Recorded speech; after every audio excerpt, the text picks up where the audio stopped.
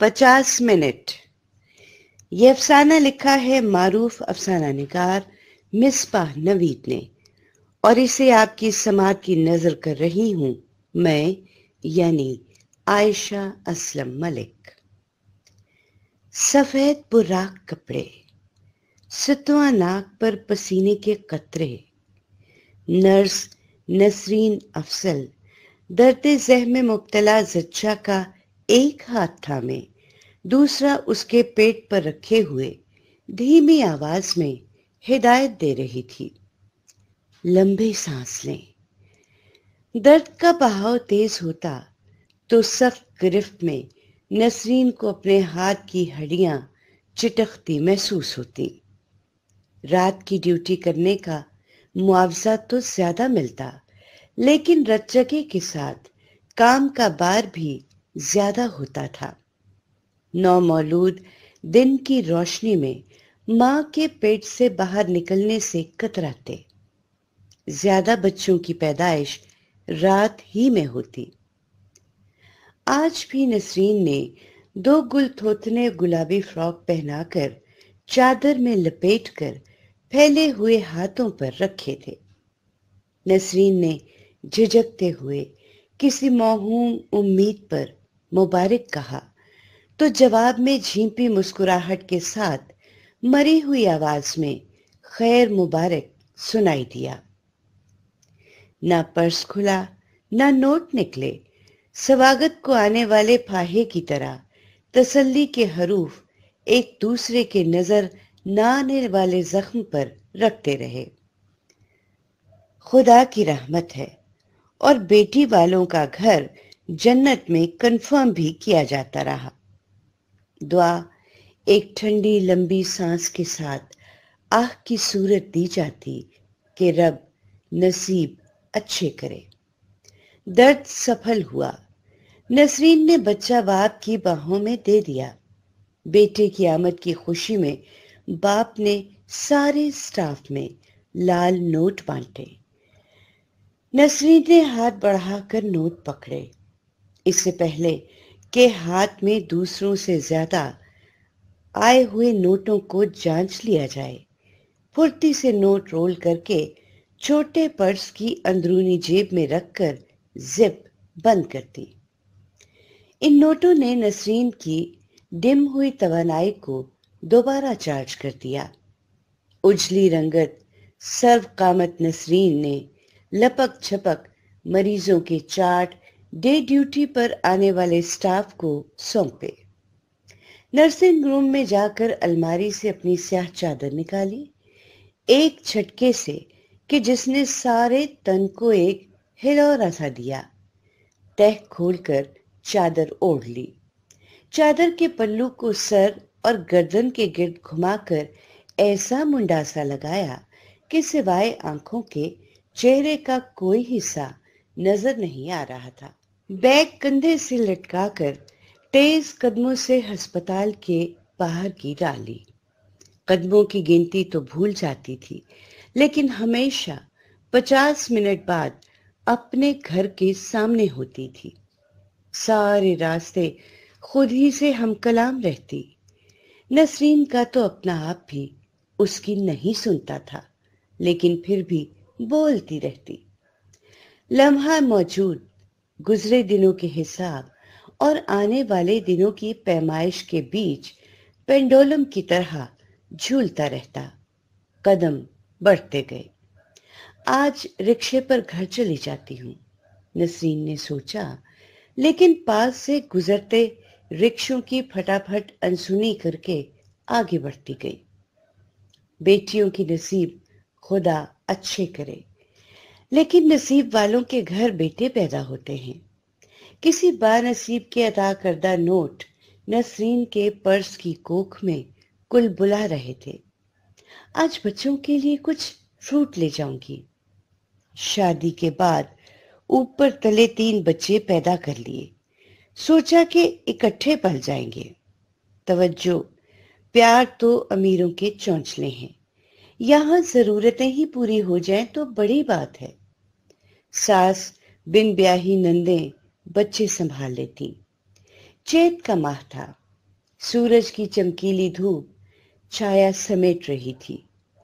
अभी हवा में दहकती आग का सा सेक नहीं था, फिर भी पसीना गर्दन से फिसलता रीढ़ की हड्डी पर से सांप की तरह सरसराता हुआ पंप शूज में फंसे हुए पैरों की एड़ियों में लपकता।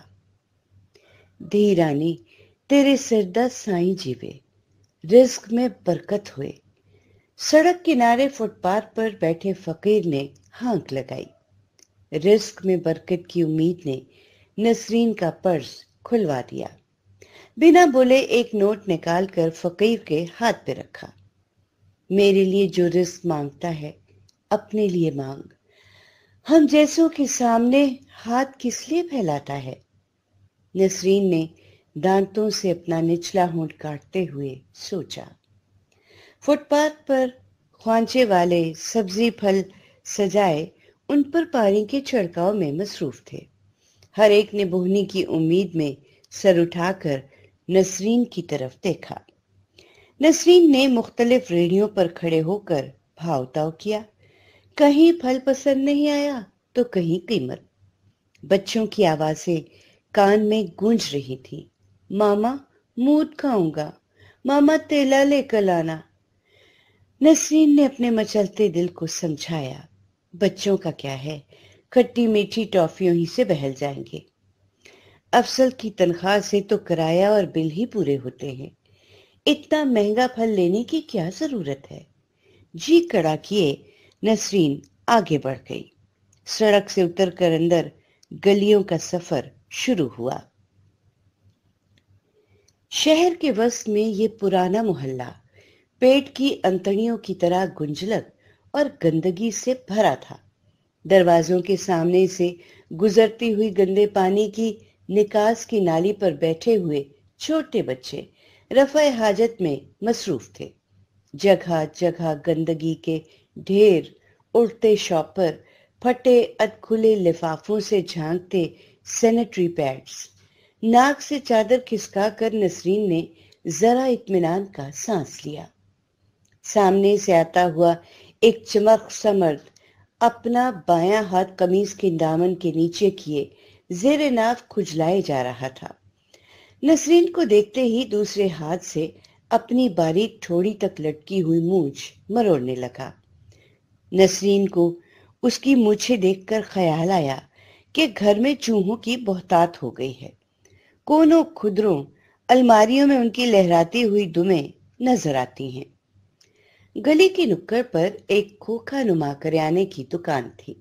दुकान की चौखट पर खड़े होकर नसरीन ने पूछा, भाई, चूहे मार गोलियां मिल जाएंगी? फिर कुछ याद आया तो चिकनी मुलायम दूधिया जल्द वाली मॉडल की तस्वीर वाला साबुन और टूथपेस्ट भी ले लिया। शॉपर हाथ में लटकाए पशेमान सी बतदरीज तंग होती हुई गली में से गुजरने लगी। अब तो पर्स में एक ही नोट रह गया था। अफजल सच ही कहता है कि तेरे हाथों में सुराख है, पैसा टिकता नहीं। अच्छा करता है तनख्वाह मिलते ही पर्स से नोट तो क्या सिक्के भी छान लेता है।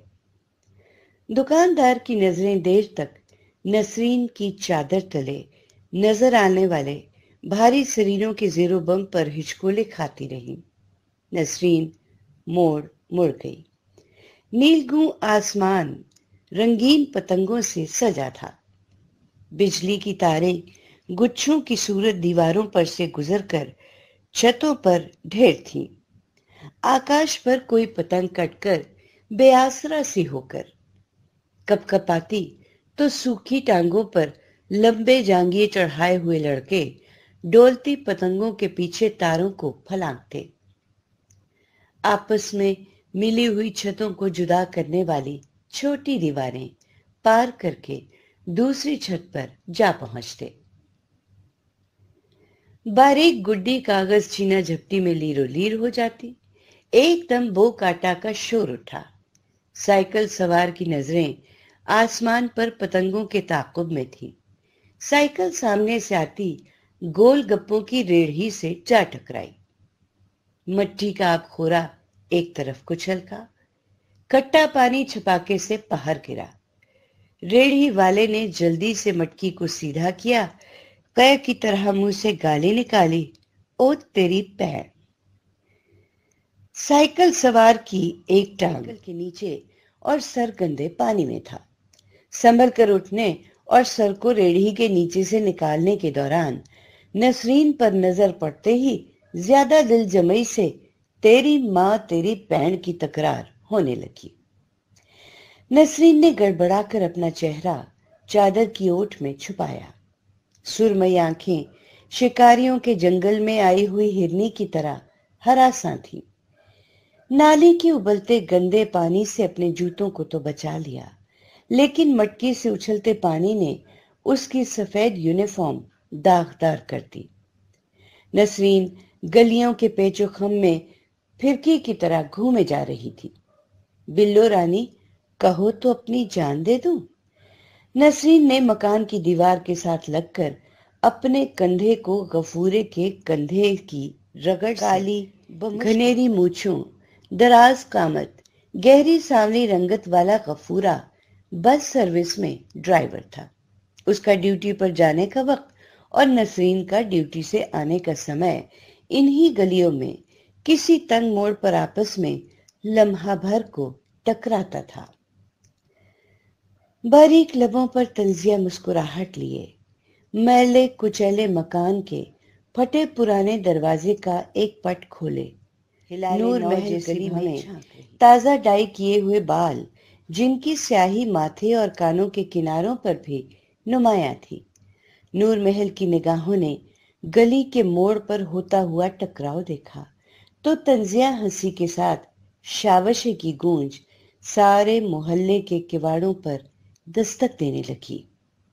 نسرین کی چادر کندھوں سے ایسے ڈھلکی ہوئی تھی جیسے لمبی اڑان کے بعد پنچھی کے پنکھ ہوں۔ پاؤں بھمبیری بن گئے۔ کلائی پر بندی گھڑی پر نظر ڈالی۔